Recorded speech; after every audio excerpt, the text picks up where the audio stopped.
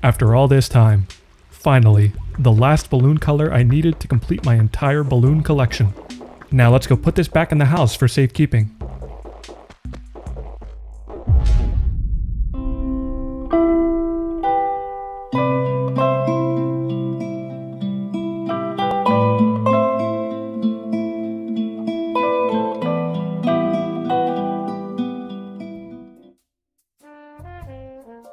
Luck is an innate feature in all mainline Animal Crossing titles, which directly impacts various things about your town and player.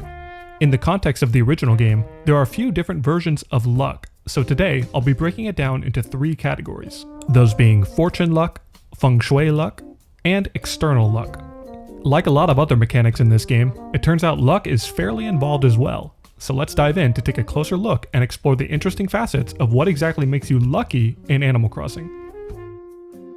First, diving into fortune luck, this is the main luck mechanic in the game and is solely determined by talking to Katrina at her fortune shop. For a small price of 50 bells, players can get their fortunes read, which can result in both positive and negative effects. Internally, there are 6 different luck states that the player can be in. By default, players are always in the neutral state, and the only way to change your luck state is to talk to Katrina and get your fortune read. That is, if you don't wish to gamble your luck and receive negative effects, you can theoretically never talk to Katrina and you will never have bad luck. This was actually changed in New Leaf, where your luck state is determined at the start of each day, regardless of whether or not you talk to Katrina. And I actually prefer New Leaf's system, since I think it's pretty humorous to sometimes have to deal with unlucky days. Unfortunately, this revamped system in New Leaf was scrapped entirely in New Horizons until the 2.0 update brought Katrina back. But even then, you still have to talk to Katrina in New Horizons to get set in a luck state, so we're pretty much back to the original concept. Anyways, in the original game, getting your fortune read from Katrina will cause her to recite a seemingly nonsensical omen, which is different every time. Katrina actually randomly mashes 4 phrases together for this omen, and each part has its own list of 32 phrases that Katrina can choose from. Doing some simple math, this means that there are a staggering 1,048,576 possible combinations, resulting in a 0.000095% chance of ever receiving an exact particular omen again. Anyways, this omen is just fun flavor text, and after its recital, Katrina will then put you in one of 6 luck states, and those states are categorized as neutral luck, relationship luck, unpopular luck, money luck, item luck, and a general bad luck. When receiving your fortune, there is a 50% chance you will retain your neutral luck, while the remaining 5 states each have a 10% chance of being selected instead. Again, each luck state slightly changes gameplay, with some being beneficial and others just being silly fun. For example, receiving a relationship luck fortune will actually cause villagers of the opposite gender to follow your player character around, which I suppose implies that they're attracted to you with relationship luck? Anyways, receiving bad luck instead will just cause you to trip and fall at around a 0.17% chance per frame that you're in the running animation. This may not sound like much, but considering the 60 FPS frame rate, there is a roughly 9.7% chance of tripping at any given second that you're running. So better hold on to your balloons. The other luck states do impact gameplay a bit more though, such as unpopular luck resulting in villagers flat out refusing to talk to you. More beneficially, money luck will increase the number of bells you receive per bell bag drop from trees, the golden spot, and the money rock. Increasing your money luck is also the only way to add more leniency on the money rock timer, which actually means you have to unlock a possible 8th money rock hit rather than it just being possible by itself. And finally, item luck will increase the chance of receiving items from your rare item list from things like shaking trees and receiving gifts from villagers. This will also increase the rate at which balloon presents spawn, and the chance of Red carrying an exclusive item in his shop. On top of Katrina, your house furniture can also impact your luck in a few ways. Animal Crossing veterans will recognize this mechanic as Fêng Shui, which references an ancient Chinese tradition in which furniture and items in homes are laid out in a certain manner to improve the flow of qi, or energy, in your life. In Animal Crossing's version of Fêng Shui, most items in the game are assigned one of 5 colors, those being red, orange, yellow, green, and blue. Special.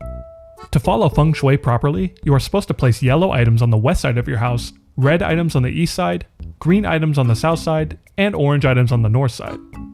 On the other hand, items classified as special can be placed anywhere and will still count for the purpose of Feng Shui. Each furniture item following Feng Shui will improve your money or item luck, impacting gameplay the same way as we talked about previously. Item and money luck actually work on a point system, and Feng Shui impacts this as follows. Yellow items placed properly will result in +4 to your money luck, and red items placed properly will result in +8 to your item luck. Green items placed properly improve both luck states at +4 each, and orange items do the same at +2 each. And finally, special items placed anywhere grant +4 to money luck and +8 to item luck, meaning that they are the best option for min-maxing Feng Shui and your luck. While your money luck value is theoretically limitless, you can only improve your item luck up to +20 points through Feng Shui. Further, similar to the last video with HRA scoring, furniture facing the wall incorrectly will deduct 5 points of item luck and 10 points of money luck. And your luck value can actually go into the negatives, meaning you can purposefully set up furniture in your home to result in your player having less luck than you started with. Although there is a hard minimum of -80 money luck and -30 item luck. As you might have guessed, Katrina's fortunes also work with this point system. Thus, getting a money luck fortune from Katrina adds +100 points to your money luck, while getting an item luck fortune adds +30 points. Anyways, from this, it's actually quite easy to achieve ideal Feng Shui in the original Animal Crossing by just placing something like a few properly colored items in their respective zones, or by just placing down some special items anywhere. However, somewhat annoyingly, there is really no way to know what color an item is internally assigned as. For example, the blue dresser item is actually assigned a Feng Shui color of red. Like, seriously? Luckily, the wonderful contributors to the Animal Crossing megasheet have compiled proper Feng Shui coloring for every item in the game if you need assistance. Finally, while not an official classification by the game, I've decided to also talk about something I'll be calling external luck in this video. I'll define this type of luck as things that the game determines randomly, with some outcomes being more beneficial than others. A great example of this is the stock market price trend, which I have an entire dedicated video about. While the price Nook buys turnips at is not directly related to your in-game luck value in any realistic way, it is still lucky when the RNG calculation favors a higher price, no? And it turns out, RNG calculations in this game impact a lot of things, from the way your town layout looks to what villagers you receive, and so on. Funnily enough, due to the amount of things this game relies on RNG calculations for, there are some cases where the developers implemented some strange code, resulting in some unlucky scenarios completely out of your control. For example, if your native town fruit is apples, cherries, or pears, then it is exceedingly difficult to obtain oranges by yourself. See, you're supposed to be able to get non-native fruit from villagers, balloon presents, and letters, but the calculation for this is seemingly incorrect.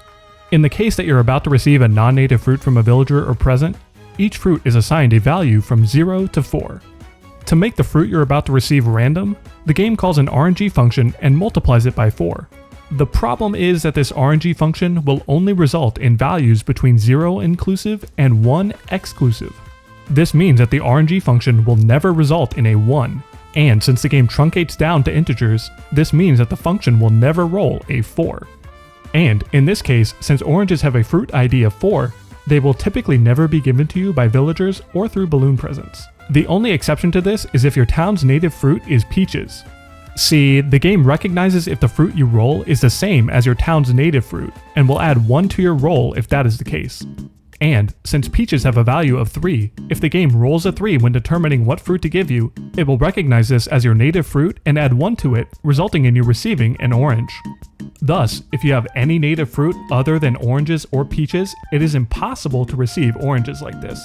I imagine that this is just a strange oversight, but it is funny that some players will have to either use Nook codes or get lucky on the island to receive oranges.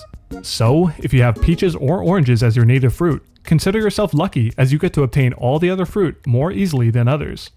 Anyways, this is just an example of something I wanted to talk about and included in this video just because it's somewhat related to being lucky. There are actually quite a few instances of Animal Crossing's code being riddled with oversights and bugs, so let me know if you'd like to see a dedicated video on more topics like this. Regardless, hopefully this video shed some light on the luck mechanic in Animal Crossing and how you can go about increasing, or even decreasing, your own luck. Big thanks to Phil, Cuyler, Chubby Bub, and all the Nookipedia editors for discussing and documenting a lot of the information in this video. If you like this video, consider checking out some of my other videos on the more technical tidbits about this game. A further thank you to my Patreon and YouTube members for supporting this channel, including my resident members Lunascape, Inferno Wrath, Raccoon, Cynthia, Tyrant Link, Kawa Run, Mentis98, Silly Marina, and Cass. And as always, thank you all for watching. Until next time.